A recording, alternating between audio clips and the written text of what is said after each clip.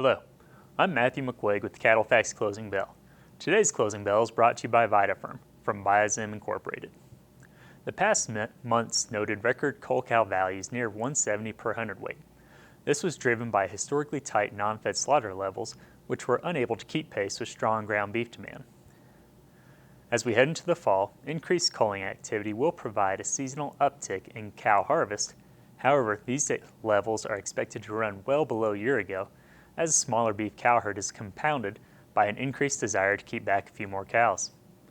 This, plus weakening ground beef demand, should continue to support further softening of cull cow prices, which have just started to trend lower. Historically, utility cow prices experience a 20% decline from the January to August high to the fall low.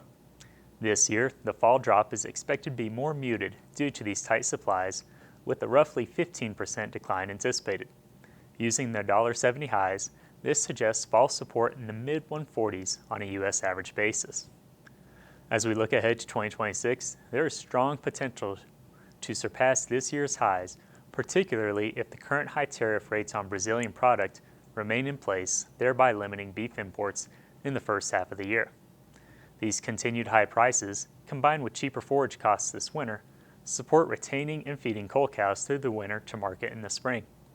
A CattleFax model projects a profit above $200 per head this season for retaining culls and adding roughly 150 pounds of weight to then sell in February. This is the largest forecasted margin in over 10 years.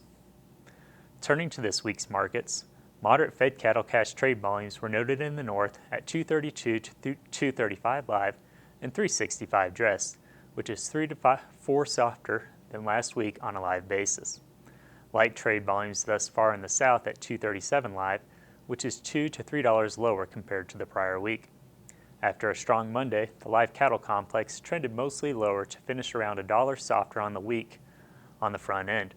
October live cattle are currently trading near $231.50, while December live cattle are closer to $234. Feeders have performed better this week on expectations that the southern border will remain closed to Mexican feeder imports through the end of the year, and are ending the week around $3 to $4 higher.